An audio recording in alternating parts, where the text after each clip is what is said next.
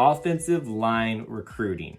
It's been the big sticking point for a lot of Auburn fans, especially for the 2023 cycle. And a lot of that has to do with what's going on with the current season and sometimes the lackluster performance of the offensive line thus far in the season through 3 games. Rest assured, Auburn fans, some more help is on the way with a new commitment of an offensive line recruit for the upcoming class. We're going to talk about who that is, their impact they have on this class, but also into the future for Auburn football. Before we do that, I always want to remind you to make sure you smash the like button if you enjoy this type of content, and be sure to hit that subscribe button too. Also want to thank members of our booster club like Thomas Manville, who help produce videos like this.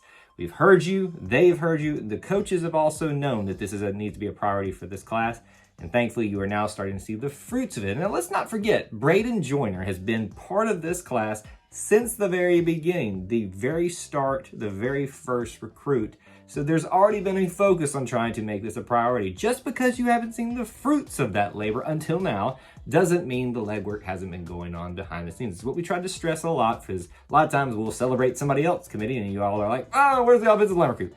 Just trust it's coming. Here is the first sign that one of those type of players is going to be coming along to be part of this class. So on Monday, September 19th, Gernorris Wilson has decided to become that recruit, that offensive line recruit that we're adding to this class. And it's the 3rd commit in less than a week. An incredible time if you're a humongous Auburn recruiting fan to have 3 in less than a week. He's a 3-star offensive lineman recruit out of Lakeland, Florida. Also, Lakeland High School is where he competes this season. He's long been considered a favorite for Auburn, although there have been some Power 5 programs who've been in the mix for him. Oregon, Kentucky, almost called him UK, we are UK, Missouri, and a few others as well. But it's pretty much been the case that we were just waiting on him to commit to Auburn. And he did so after his official visit at the Penn State game. See, folks, I know it was a bad weekend, but there are dividends still coming from this weekend. As we talk about all the time, Auburn sells itself, and people can see the value in being here, even if things don't look great right now. So let's talk a little bit more about the player himself, just to get to know him. Offensive line recruits, but where on the offensive line? Well, currently in high school, he's playing offensive tackle a lot, but he's listed and speculated to be mainly an interior offensive lineman when he gets to the college ranks. Now, whether that's going to be guard or center, most people consider to be guard, and especially if you consider Bryan Harsin being part of this class, who's considered probably to be a center, you can see probably where he lines up in the Auburn pecking order right now. He's roughly 6'5" and somewhere within the range of 290 to 315. Again, all the sites are a little bit different there, so that's really where he falls. I think he's probably on the 300 side, seeing some more recent updates about those type of measurables. So that's what you can pretty much expect from him right now. He also has a wrestling background, which is a really good thing. I mean, I know sometimes it seems like a trivial thing, but hey, look, wrestlers are pros at moving people around. That seems like a good thing to have on your resume. And while it's always hard to really, gauge what the stats look like for these offensive linemen because they're not skill positions, we can also look to their team, or at least recent teams, to see those that they're a part of and how they performed in some of the things they did. Just to give you a perspective of, in his 2021 year, his team had Mr. Football for the state of Florida, who rushed for 2,377 yards and 29 touchdowns.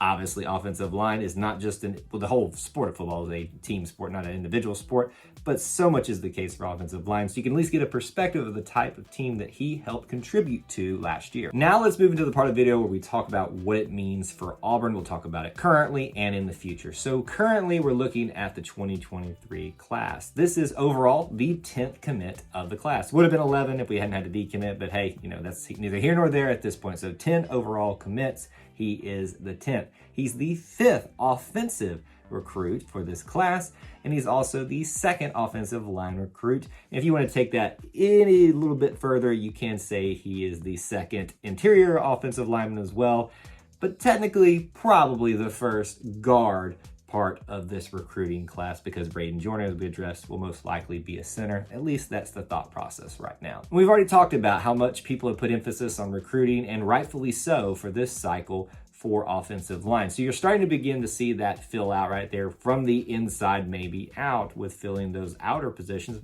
later on in the class. Now let's talk about the future and what it could mean for Auburn with this commitment. Obviously, we know that a lot of us are frustrated with offensive play right now, and you can see the value of bringing in some new faces, some new talent to try to mix things up a little bit and get a fresh start. Well, that's the case here, obviously. And if you look at this in terms of depth chart, we always talk about this and stress, don't expect these guys to play early, just so that you're not disappointed. But this may be one of those cases where the playing time is just ripe for the taking. And I think he even addressed that when he committed and people were asking him why he chose Auburn.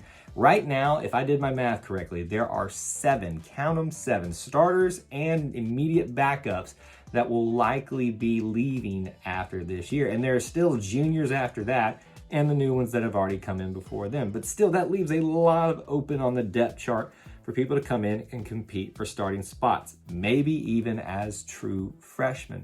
So I hope that you're ready, because you have the opportunities, probably the best opportunity of anybody in this class so far, to secure significant playing time, if not a starting role. And we also like to look at it in terms of battleground states, kind of just update where we're at and all that thing. This is also from the state of Florida, and we talk a lot about how that's pretty much third in the pecking order in terms of important states for Auburn, and it's important to see us continue to draw talent out of there. It's actually the third from the state of Florida in the cycle so far, with Quavia Story and Wilkie Denard being part of this as well.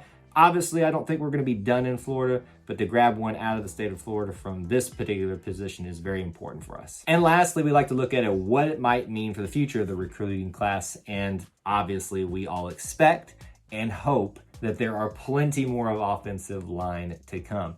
You know, just speculating here, and really no information to back this up. Maybe I expect them to get another interior and then maybe 2 exterior offensive linemen to kind of complete, you know, a virtual depth chart or makeup of sort of a recruiting class along the offensive line.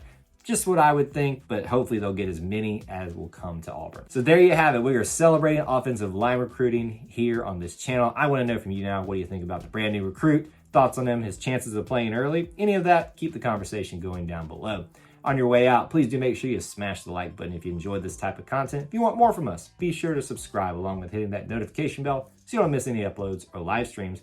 There's ways to help support our content. Listen in the description. You'll be a channel member. Hit that join button. That's all it takes. Or you can head over to patreon.com/E2C Network to join the Booster Club for some extra perks. Thank you for tuning in this video here at E2C Network, where we share the whole Auburn experience. War Eagle.